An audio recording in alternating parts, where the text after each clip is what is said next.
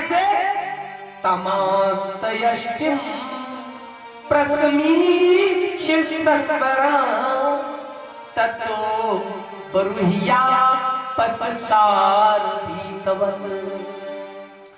गोप्यन्न धावन नयमापि योगिना अक्षमं प्रवेष्टुं तपसेरितम्।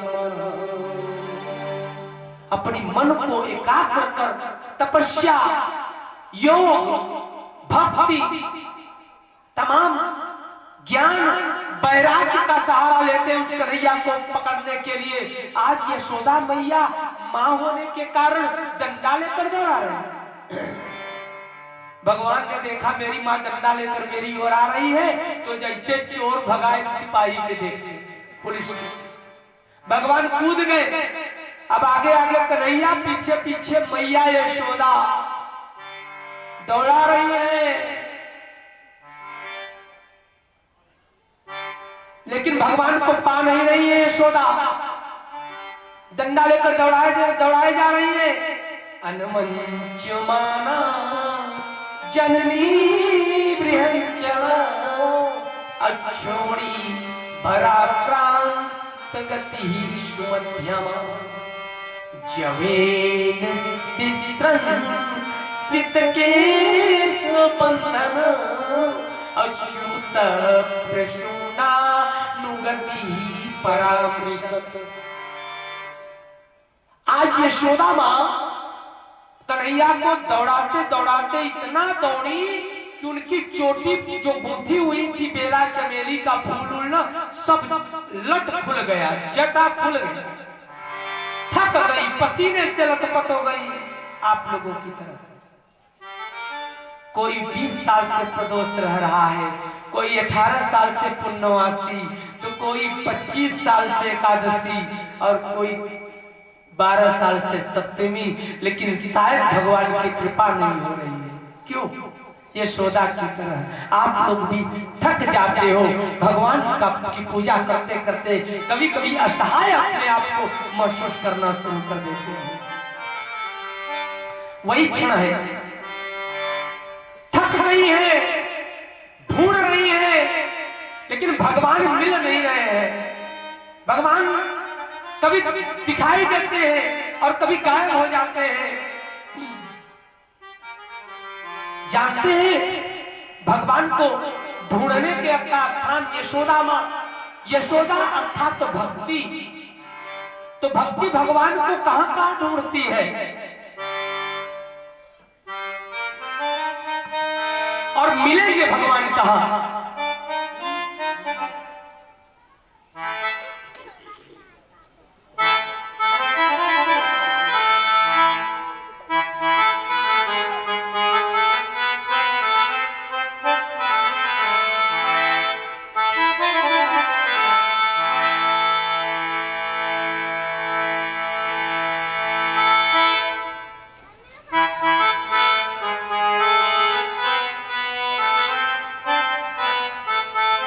यशोदा मां भगवान को पा रही है, थक गई है, पसीने से असहाय होकर गिर रही है, तो उनके मुख से क्या निकला? मुझे श्याम। आज सिया राम जी भी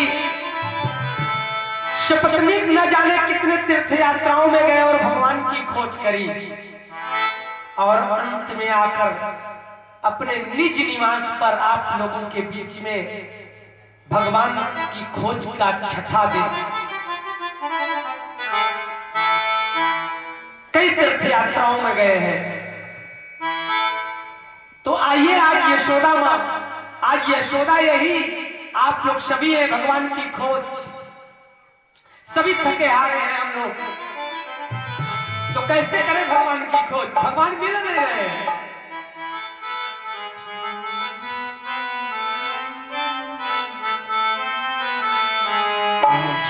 जाऊं सुंदर से लागी लगन है,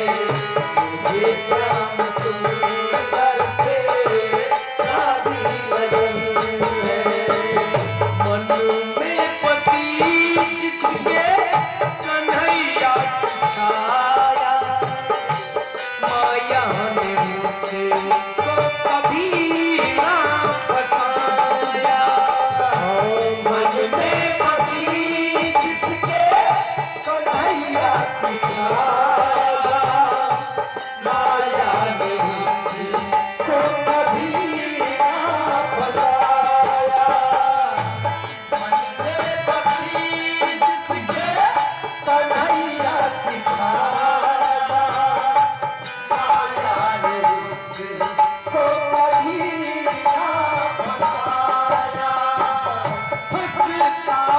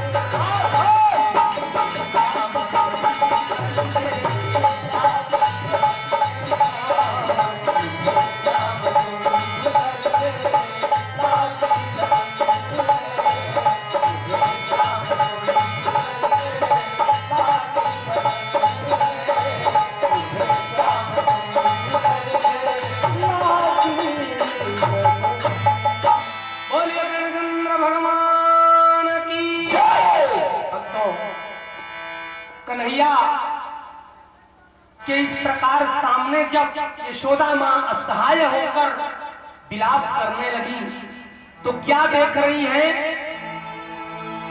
कि कन्हैया की हाथ जब तक वो दौड़ा रही थी तब तक कन्हैया पकड़ में नहीं आया, और जब असहाय होकर भगवान के सामने गिर पड़ती है तो देख रही है कन्हैया की कलाई मां यशोदा के हाथों में है।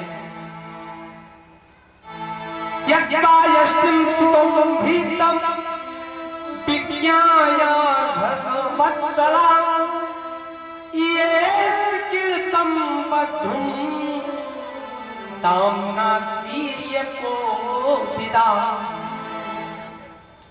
भक्तवृंदों, मैया यशोदा की आंख खुली तो देख रही है कि उनके हाथ में कन्हैया की कलाई प्रसन्न होकर, जैसे आप लोगों को जब बहुत परेशान रहते हो तो कोई मनोकामनाएं पूर्ण हो जाती है, धन आना शुरू हो जाता है तो भगवान को भूल जाते हो। वही हालत आज यशोदा की। अभी असहाय हो गई थी, कन्हैया पकड़ में नहीं आ रहा था, अभी कन्हैया की कलाई हाथ में नजर आई तो उनके मन में आया बात कि आज मेरी मटकी फोड़ा है तूने, तू पकड़ में आ गया है, अब तेरे को मैं बांधूंगी, मैं तेरे को आज बांधूंगी। भक्तवृंदों, तो आज बांधने का प्रयास किया जा रहा है भगवान। आज वही भगवान न चांतर्न बहिर्यस्य न पूर्वं चापि न पूर्वापरं बहिश्चान्तर् जगतो यो जगच्चयः। जिसमें न बाहर है न भीतर, जिसका न आदि है न अंत, जो जगत के पहले भी था और जगत के बाद भी रहेगा।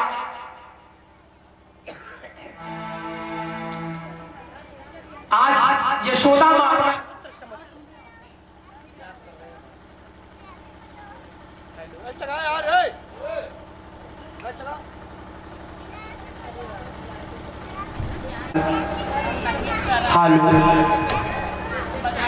भक्तों,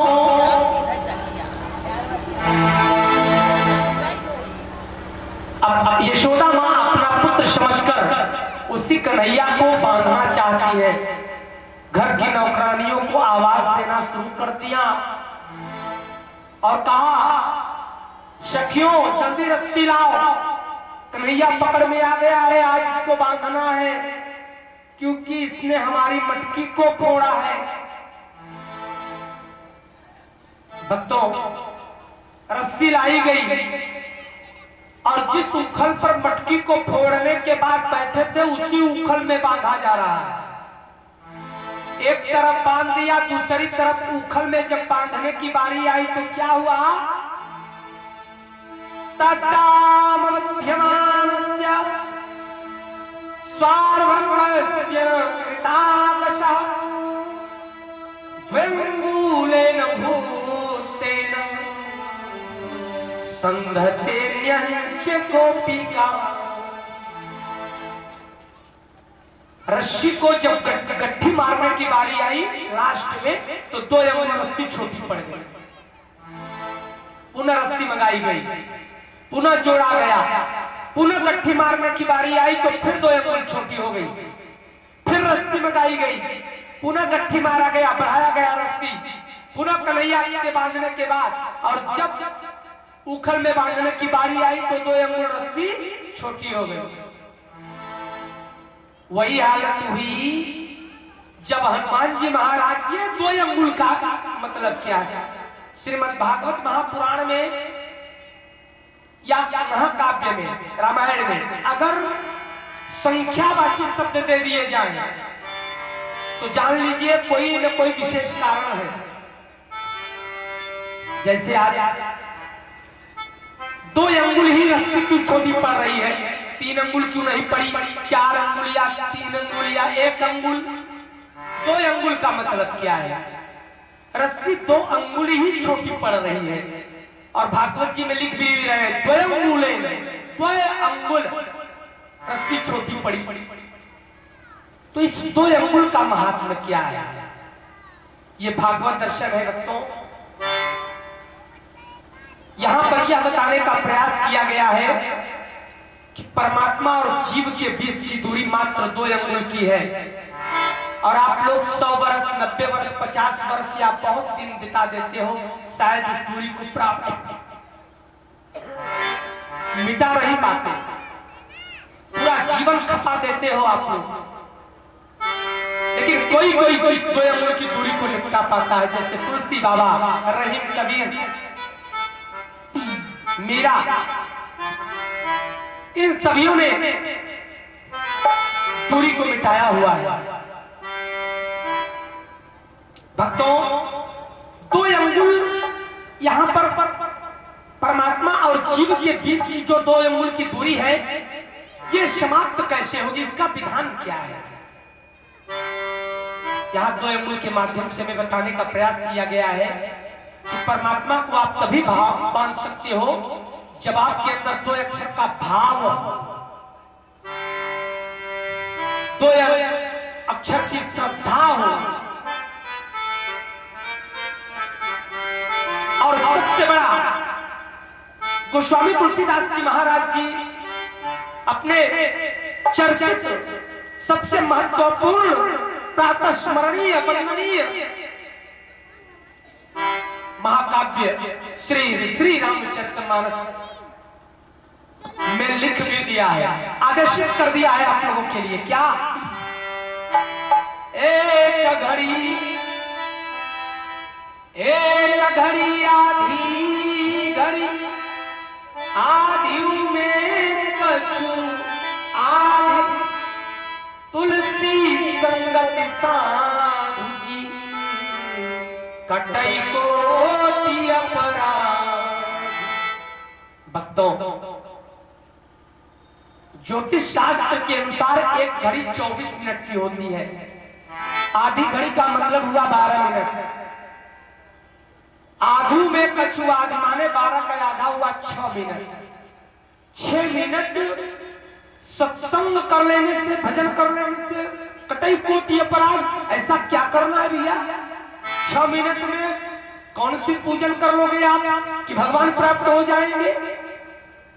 लेकिन तुलसी बाबा ने लिखा है तो सही ही होगा। अगर प्रातःस्मरणीय बाबा ने लिखा तो ये सच है। मैं बहुत दिन तक इसमें उलझन में पड़ा हुआ था, फिर मुझे मिल गया। आज उस बात को मैं बता रहा हूं। आप लोग किसी भी कर्मकांडी आचार्य के पास जाएंगे और उससे आप प्रश्न करें कि आचार्य जी सबसे पूजन का सबसे उत्तम विधान क्या है, तो वो बताएगा कर्मकांडी आचार्य कि कर्मकांड में पूजन का सबसे उत्तम विधान भगवान का खोडसोपचारही है। पूजन विधान खोडसोपचारही, खोडस माने 16 प्रकार की पूजा। अब वो 16 प्रकार की पूजा क्या है? 16 प्रकार की पूजा 6 मिनट में भला हो सकती है क्या?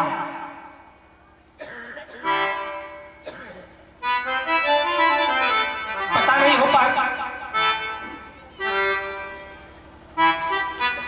पता नहीं हो पाती है कि नहीं, लेकिन मैं आप लोगों को बता रहा हूं। गोस्वामी तुलसीदास जी महाराज ने जिस 16 प्रकार की पूजा का विधान बताया है ना, वो 6 मिनट में हो जाएगा और विधिवत हो जाएगा।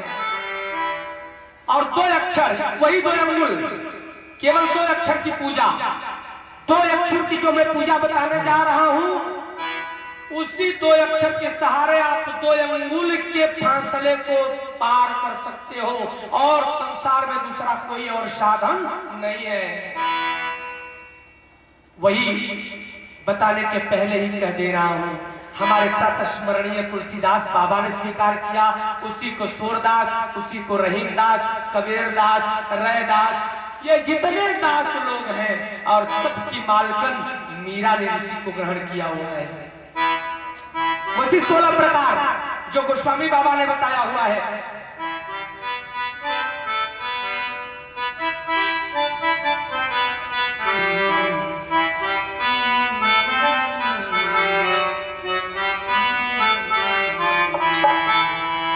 हरे राम, गिनिएगा आप लोग, हरे राम राम राम हरे हरे, 8 हरे कृष्ण कृष्ण कृष्ण हरे हरे राम राम राम हरे हरे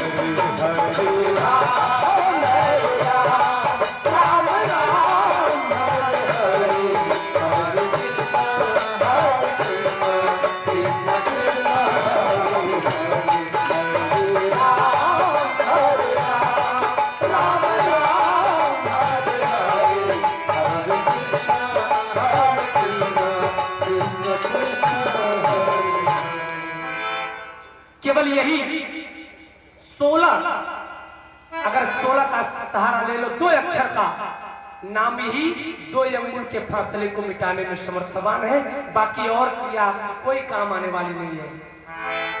भक्तवृंदो, तो आज तमाम यत्न कर रही है यशोदा। आप लोग भी पूजा करते हो, कोई न कोई कमी रह जाती है, लेकिन पूजन करो, मैं मना नहीं करता, पूजन करो, व्रत करो, लेकिन भगवान का संकीर्तन करना बंद मत करना, संकीर्तन जरूर करना, और जो विधान हमने बताया इस विधान से करना। आज परेशान हो जाती है, नहीं बन रहे हैं भगवान, यशोदा मां कथा पर आ जाए, फिर आश्चर्य में पड़ गई, कहा बात कन्हैया तेरी लीला तू ही जाने, तू नहीं बन रहा है, क्या हुआ? यदा निराश हो जाती है यशोदा मां, मैया यशोदा निराश हो गई और निराश होकर कन्हैया की ओर बड़ी निराशा भाव में देखने लगी। जब देख रही है तो भगवान मुस्कुरा कर क्या कर रहे हैं?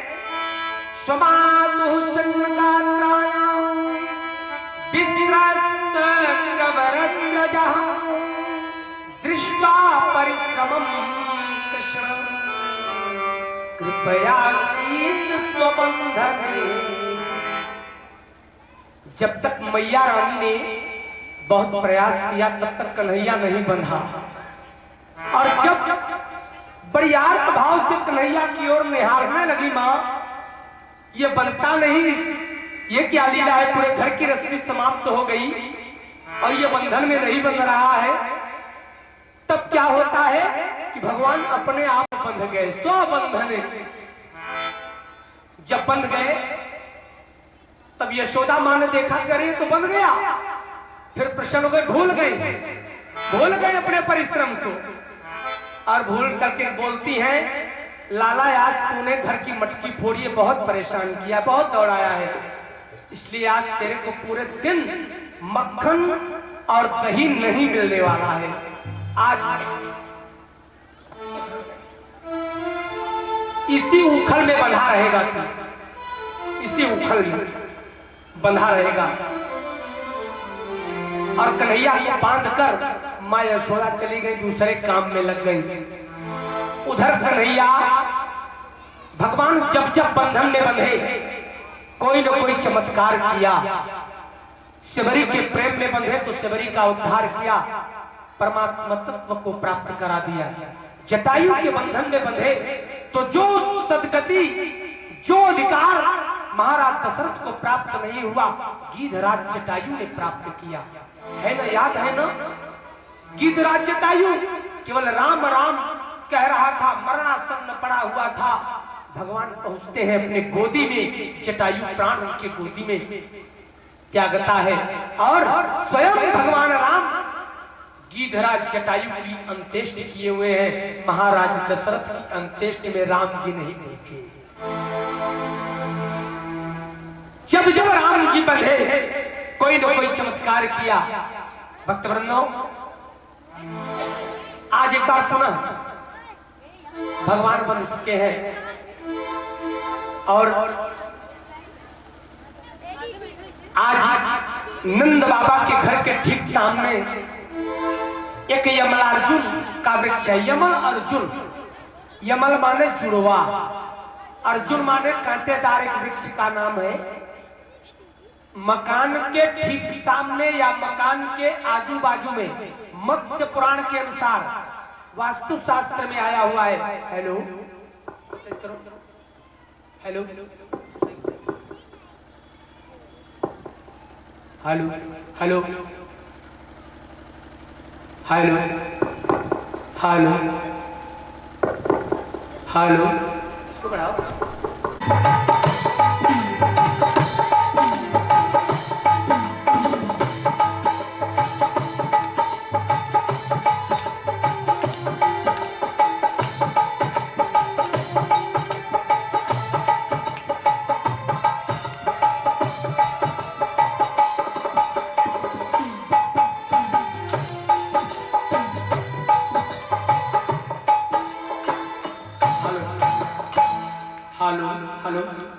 भक्तों, मत्स्य पुराण के अनुसार मकान के अगल बगल कांटेदार वृक्ष का होना ठीक नहीं है। कांटेदार वृक्ष का होना ठीक नहीं है। कई हजार वर्षों से नंद बाबा के घर के ठीक सामने एक यमल माने जुड़वा अर्जुन का वृक्ष। आज नंद का वह लाला कन्हैया जब उखल में बंधा हुआ था तो पेट के बल दामोदर लीला करता हुआ, दाम उदरह, उदर माने पेट होता है, पेट के बल चल करके घर के बाहर निकला, और घर के बाहर जाते ही उसी जुड़वा वृक्ष के बीचों बीच क्रॉस हो जाता है। भगवान तो जुड़वा वृक्ष के बीच से निकल गए, लेकिन उखल फंस गया, जरा सा सहारा कर दिया और वो वृक्ष धराशायी हो गया।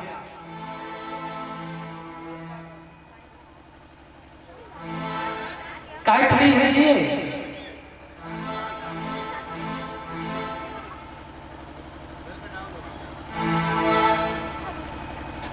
बीचों बीच निकल जाते हैं भगवान और वृक्ष गिर जाता है। वृक्ष में से दो यक्ष निकलते हैं और दोनों यक्ष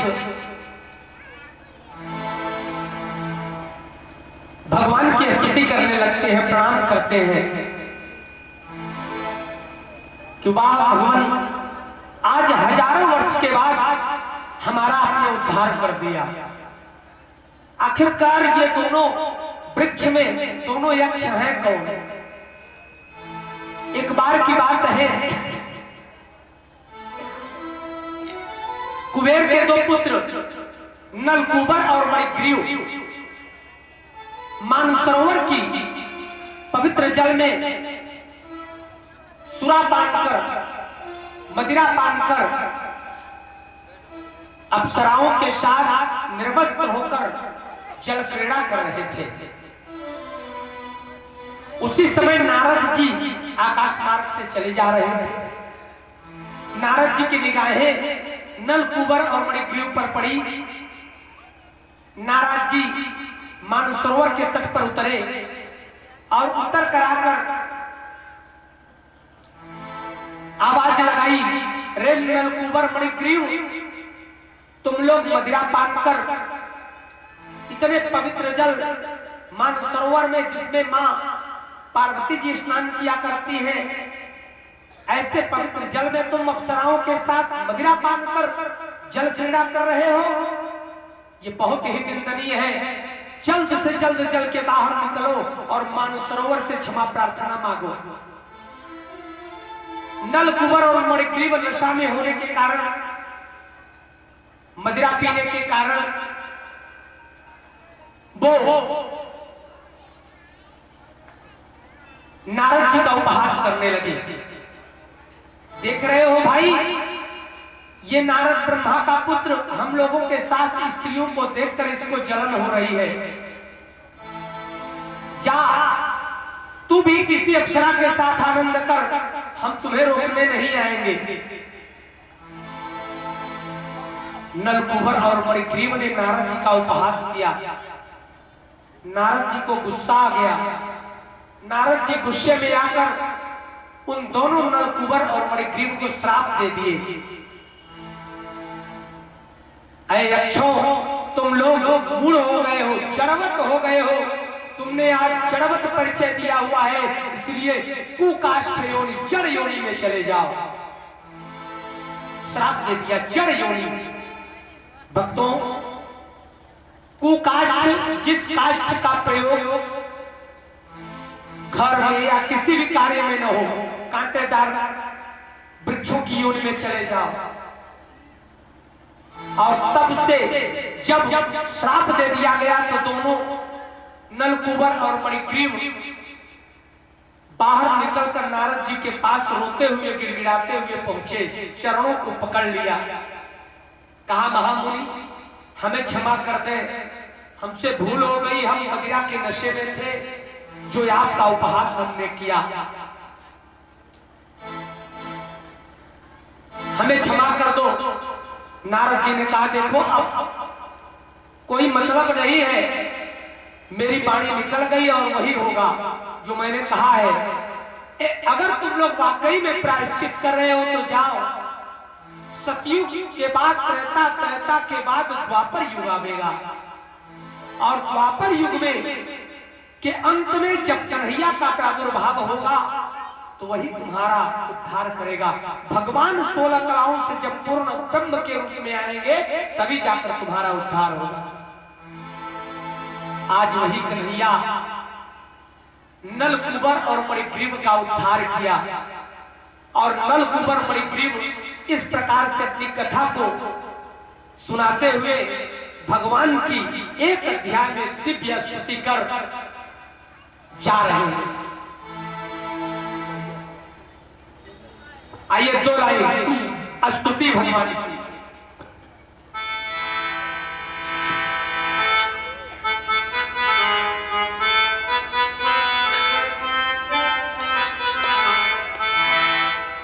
आज सतयुग त्रेता द्वापर बीतने को है, नलकूबर और मणिग्रीव पड़े हुए थे, तो क्या कह रहे हैं? मरिया तिराए रहो राम भजन बिनु, मरिया तिराए रहो राम भजन बिनु, मरिया तिराए रहो राम भजन बिनु, मरिया तिराए रहो राम भजन बिनु, राम भजन बिनु, राम भजन बिनु, राम भजन बिनु, राम भजन बिनु,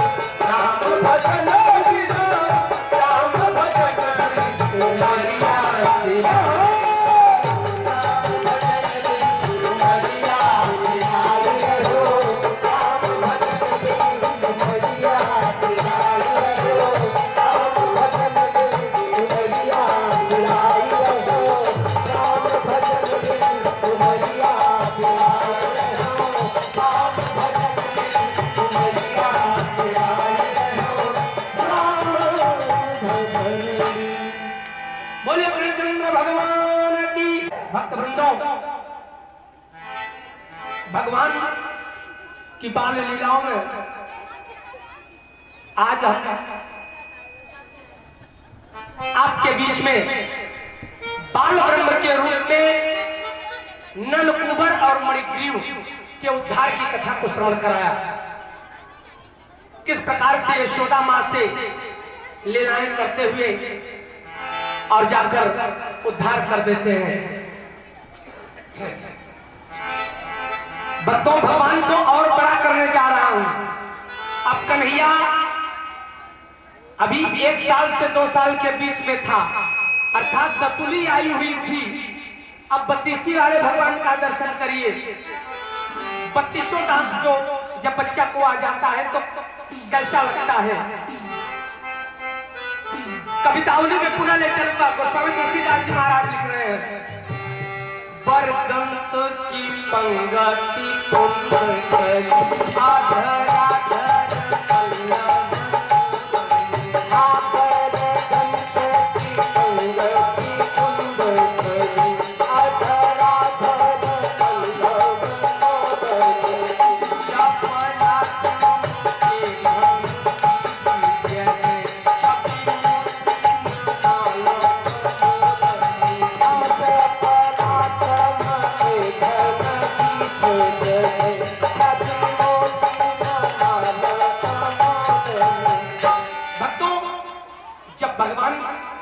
के दांत की बात आती है तो कुंद के पुष्प का, कुंद का पुष्प देखना एकदम सटा हुआ और सफेद रंग का होता है, एक समान, कोई ऊपर नहीं कोई नीचे नहीं, एक समान।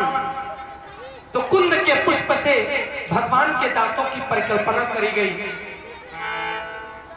बड़े हो गए हैं भगवान, मोतियों का हार पहन रखा है। जैसे बादलों से कड़कती बिजली चमकती है वैसे ही उनके गले का हार चमक रहा है, माला चमक रहा है मोतियों का।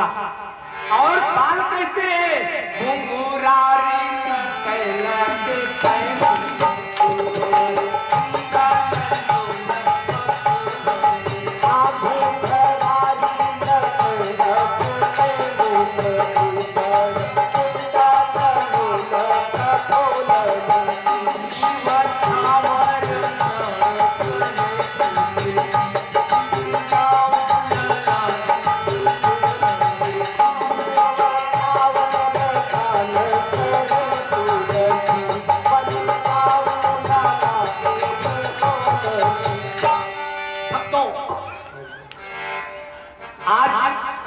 घुंघराले बाल, घुंघरार लटे लटके मुख ऊपर, कुंडल सोने का कानों में भगवान ने पहन रखा है। ऐसे बाल कृष्ण 5 से 8 वर्ष के बीच में हो गए। 5 वर्ष से 8 वर्ष के बीच में बहुत सारी लीलाओं को भगवान ने किया है। जैसे गोपियों के घर में जाकर मक्खन खाना, मटकी को फोड़ना, गिरिराज पर्वत को उठाकर गोकुलवासियों के प्राणों की रक्षा करना, इंद्र के मान का मर्दन करना, काली दमन करना, ऐसी तमाम लीलाएं भगवान ने करी हुई है। भक्तों, गेंद के बहाने जमुना के किनारे भगवान गेंद खेल रहे थे और जमुना गेंद जमुना में चली जाती है। एक बालक जाने को होता है, भगवान रोक देते हैं क्योंकि वो जानते हैं कि इसमें कालिया आ चुका है। भगवान स्वयं उस काल स्वरूप कालिया का मानमर्दन करने के लिए जमुना के जल में प्रविष्ट हुए और कालिया नाग से युद्ध करते हुए इसके नागों के फन पर, क्योंकि उसको मार डाल रहे थे, तब तक कालिया नाग की पत्नी भगवान की स्तुति करने लगी कि हे प्रभु क्षमा कर दे। और वो स्त्री जिस समय क्षमा मांगने लगती है, भगवान को दया आ जाती है और शेषनाग वो कालिया अपने फन पर भगवान को ऊपर लाता है। गेंद लेकर बाहर निकलते हैं। कुल मिलाकर कालिया नाग का मान मर्दन किया। उधर गोपिकाओं के घर में जाकर मक्खन खाना, मटकी फोड़ना, सारी गोपिकाएं परेशान हैं। जितनी ब्रज की गोपिकाएं हैं कि लल्ला आता है, मक्खन भी खाता है, मटकी भी फोड़ता है। एक दिन एक गोपी ने पकड़ लिया लाला को और पकड़ कर ले गई। कहा, मां यशोदा, हम लोग जानते हैं कि ये तुम्हारा लाला तुम्हारे यहां बहुत दिनों के बाद पैदा हुआ है, तुम्हारा दुलारा है, हम लोग भी इससे बहुत प्यार करते हैं। अपने लाला से एक बात कह दे। कहा, क्या बताओ? कहा, ये हमारे घरों में जाता है, बच्चों के साथ मक्खन भी खाता है और चलने लगता है तो मटकी भी फोड़ देता है। तो इससे बस इतना कह दे, मक्खन खाए कोई बात नहीं, लड़का है, दुलारा है, दुलारा राजकुमार, लेकिन मटकी न फोड़े। मां पूछती है, क्यों रे लाला, तूने ऐसा किया क्या? कन्हैया ने मुड़ी हिला दी, नहीं मां, मैंने ऐसा कुछ नहीं किया, ये लोग झूठ बोलती हैं। यह सूरदास जी ने बड़ा ही सुंदर पद लिखा भी है, एक पद सुना दूंगा और उसके बाद गोपिकाएं यज्ञ क्या करती है भगवान को पकड़ने का वो भी बताऊंगा। कि मैया मोरी, कि मैया मोरी, मैं नहीं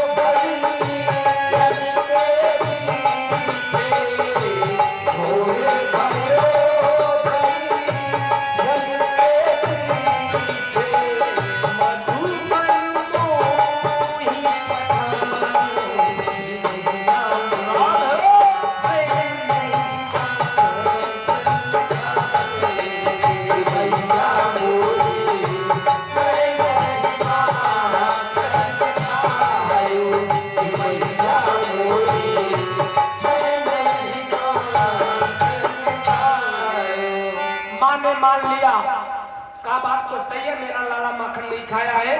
अगर वाकई में माखन खा रहा हो, मटकी भी फोड़ रहा हो, तो रंगे हाथों पकड़ो और पकड़ कर मेरे पास लाओ। सारी गोपिकाएं परेशान, इसकी मां भी नहीं मानती, हम लोग क्या करें भाई।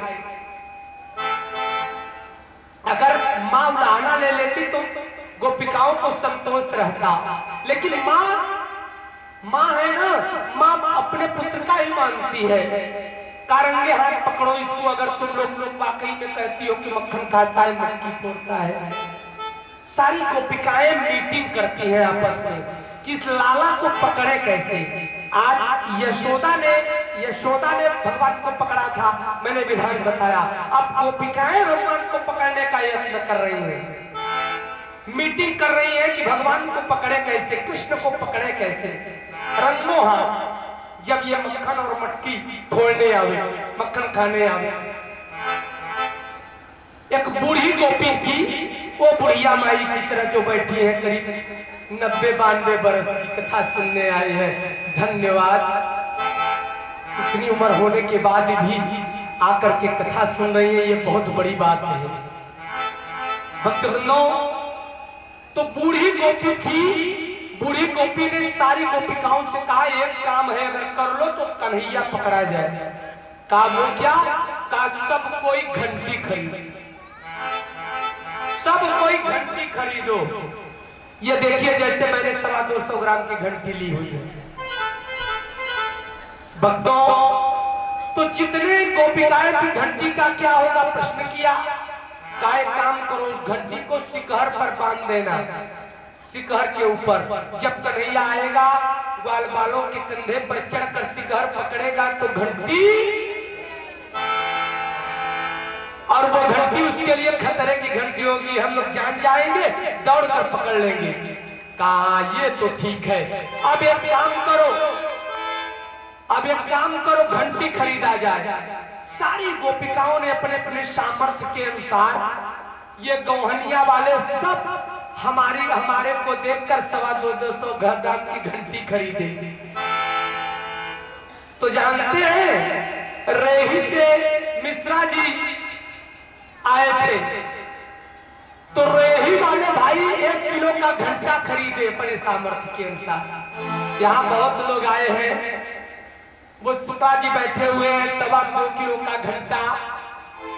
द्विजनाथ पाठक जी, जो कि हमारे भक्तों में है, जिनके माध्यम से यहाँ पर मैं कथा करने के लिए पहुंचा, द्विजनाथ पाठक जी, उन्होंने 5.25 किलो का घंटा खरीद लिया भगवान कृष्ण को पकड़ने। जितनी गोपिकाएं थी अपने अपने सामर्थ्य के अनुसार, और जितने सेठ साहूकार हैं, जैसे हमारे सियाराम जी के चारों पुत्रों ने 11.5 किलो का घंटा खरीदा। किस लिए खरीदा? भगवान को घंटे के सहारे पकड़ना है। वो कोल्हुआ वाले पाड़े जी भी आए हुए हैं, वो भी 5.25 किलो का घंटा खरीदे भगवान को पकड़ने के लिए।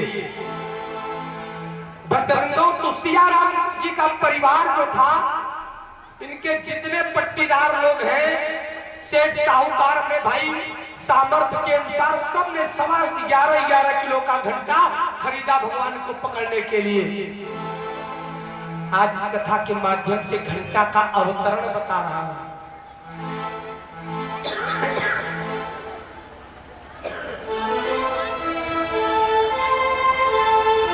भक्तों, सारी गोपिकाएं घंटे को ले आकर अपने अपने शिखर में बांध देती हैं। कन्हैया ग्वाल बालों के साथ पहुंचा, ग्वाल बालों की निगाह घंटी पर पहुंची तो कहा, कन्हैया आज मक्खन नहीं मिलेगा। कहा मक्खन क्यों नहीं मिलेगा? कहा इसलिए कि शिखर में घंटी बंधी है, अगर हिला तो हम लोगों का कल्याण नहीं है। कन्हैया ने कहा, क्या कहा? घंटी बंधी है? कहा तुम लोग बैठ जाओ। ग्वाल बालों को बैठा दिया और कन्हैया घंटी की ओर देख देता है। घंटी प्रकट हो गई, घंटी बोली प्रभु आदेश करे। क्या आदेश है? कहा घंटी तुम एक काम करना। कहा क्या? कहा जब तक मेरे ये ग्वाल बाल मक्खन न खा ले मैं कितना भी हिलाऊं लेकिन तुम न बजना, तुम नहीं बजना। कथा भी समाप्त नहीं है, सुनिए जरा सा। घंटी बोली प्रभु आपके आदेश के बगैर जगत का एक पत्ता नहीं हिलता। मैं तो 250 ग्राम 11.25 किलो ग्राम की और क्या नाम है 5 किलो की घंटा हूं, मैं काहे बजूंगी? आप कितना हिलावा हम न बजे। भगवान ने कह दिया और उसके बाद भगवान ग्वाल बालों के कंधे पर चढ़ गए। शिकहर बड़ा हिलाया लेकिन घंटी नहीं बजी। शिकहर पर से मटकी उतर गई मक्खन वाली, घंटी नहीं बजी। ग्वाल बाल मक्खन खा लिए, घंटी नहीं बजी। ग्वाल बाल बोले कन्हैया अब तू भी खा ले और चलो जल्दी से निकल चले, नहीं तो गोपिकाएं आती होगी। कहा नहीं रुक जाओ।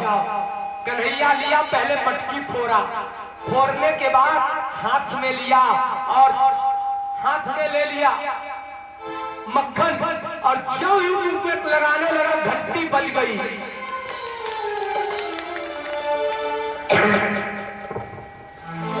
कन्हैया बोला क्यों रे घंटी? मैंने कहा था मत बजना। कहा प्रभु मेरा जन्म ही बेकार हो जाएगा अगर मैं नहीं बजूंगी। अरे कहा तू बजेगी तो मैं पकड़ लिया जाऊंगा। कहा वाह प्रभु मेरा तो जन्म सार्थक हो गया कि मेरे बजने के बाद आप पकड़ में भी आ जाते हो। नहीं समझे क्या है आपको? घंटी का जन्म इसीलिए पंडित आचार्य लोग गुरुजी लोग घंटी बजा बजा करके भगवान को प्रसन्न करने का प्रयास करते हैं, क्योंकि भगवान ने घंटी से कहा था कि तेरे बजने से मैं पकड़ लिया जाऊंगा। आज हम लोग इसी आस में कि अगर भगवान ने कहा है तो ये सच होगा, हम लोग घंटी बजाते हैं।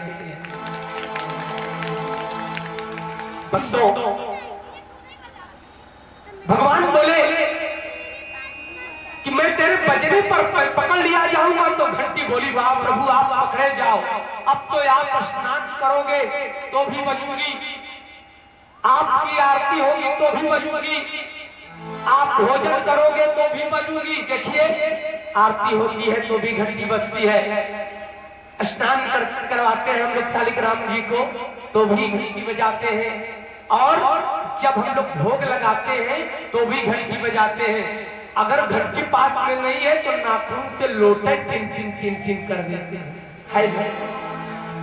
तो यहाँ पर घंटी तो कुल मिलाकर घंटी बज गई और कन्हैया मक्खन खा लिया, मुख में लगा था, तब तक घंटी बजते ही गोपी के कान में पड़ गया। गोपी दौड़ी आई, वाह कन्हैया सारे बाल बाल बड़े थे भाग गए, लेकिन कन्हैया पकड़ा गया, पकड़ लिया गया और पकड़ करके गोपी खींचते हुए लेकर चल दी। अब कहां लेकर चली? जैसे गौहनिया के यहाँ पकड़ा गया हो, यहाँ जहां कथा हो रही है, और पूरे गांव को इकट्ठा करके, वो सुशीला नाम की गोपी थी, सुशीला जिसने पकड़ा था, सुशीला चिल्लाना शुरू कर दी, चलो रे सखियों आज कन्हैया पकड़ा गया है, इसकी माँ यशोदा को दिखाते हैं, मटकी भी फोड़ा है, मक्खन भी खाया है, चलो हमारे साथ। पूरे गांव की महिलाएं जैसे कलश यात्रा में यहाँ सब जुटे थे ना, चौराहे की ओर गए थे, क्योंकि राजा नंद थे तो नंद जी का मकान चौराहे पर था। तो सारी गोपिकाओं को लेकर सुशीला नंद जी के घर पहुंचती है, चिल्लाती हुई निकल यशोदा देख अपने लाला का करतब, मुंह में मक्खन लगा है, मक्खन भी खाया है, मटकी भी फोड़ा है। भक्तों खींचते हुए ले जा रही है। अब जो खींचता है उसका मुख आगे होता है, जो घसीटा जाता है वो पीछे खींचता है ना? ऐसे ही होता है ना? अब वो तो आगे खींचे जा रही है, ये लाते जा रही है। जब वहां पहुंची यशोदा बेलन से रोटी बना रही थी, बेलन लेकर निकली कि आज कन्हैया की इसी बेलन से पिटाई करूंगी। आई और बोली कहां है मेरा कान्हा। गोपी घूम करके दिखा रही अपनी कलाई में दिखा रही है कि ये रहा तेरा लाला। जब दिखा रही है तो उसमें कौन था जानते हैं? उसका पति।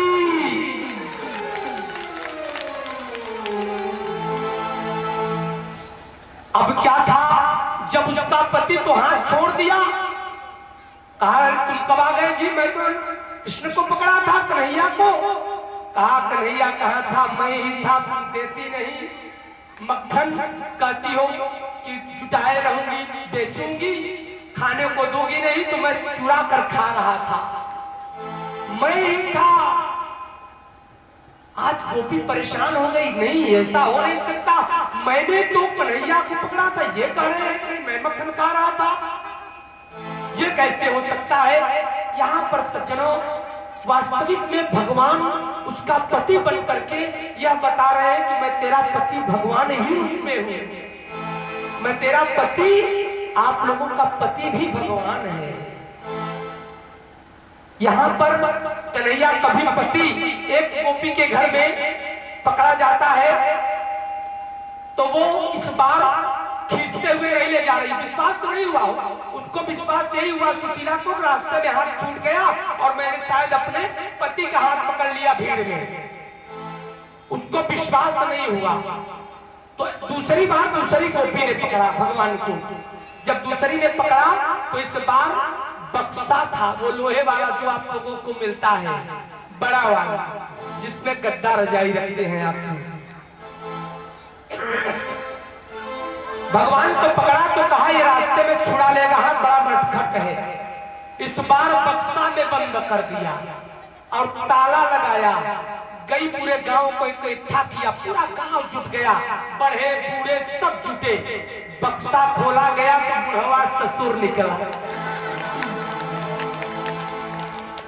इसका मतलब यहाँ भगवान ने ये साबित कर दिया कि पति ही परमेश्वर नहीं, आपके सास और ससुर भी भगवान के स्वरूप है। इसलिए उनकी भी सेवा करना केवल पति की सेवा से काम नहीं चलेगा, आप लोग। तो यहाँ पर भगवान बार बार लीलाएं कर रहे हैं और इस प्रकार से मटकी और मक्खन का वास्तविक रहस्य श्रीमद् भागवत दर्शन, भागवत जी में मटकी और मक्खन का रहस्य का मतलब क्या है?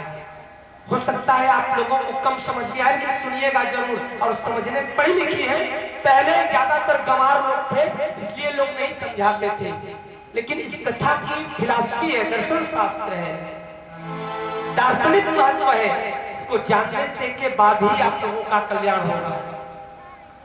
भक्तवृंदों, वास्तविक रूप में ये शरीर मटकी है और इस शरीर में सजोया गया सत्कर्म मक्खन है।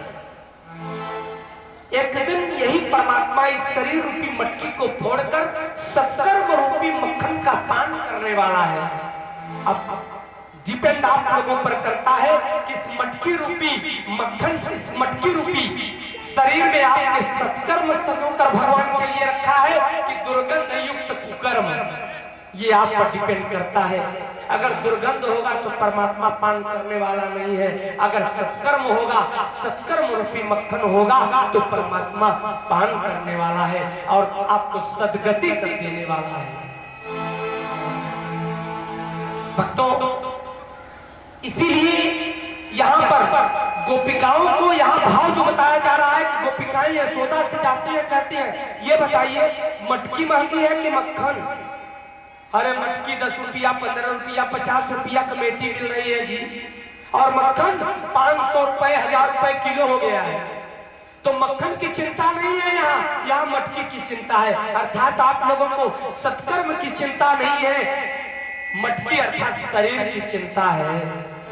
शरीर को मांचोगे, क्रीम लगाओगे, पाउडर लगाओगे, कुछ हो जाएगा तो परेशान हो जाओगे, लेकिन चिंता आपको सत्कर्म करने की चिंता नहीं होती। इसलिए सत्कर्म की चिंता करो, सत्कर्म करो, सत्कर्म रूपी मक्खन इस मटकी रूपी शरीर में सजो कर रखना, एक दिन कन्हैया पान करे। जैसे आ जाइए मटकी और मक्खन से निकलकर बाली लीलाओं से निकलकर हम किशोर ब्रह्म की ओर चलेंगे।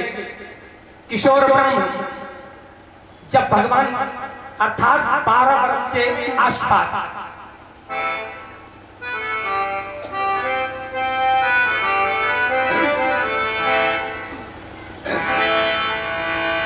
भगवान उसी समय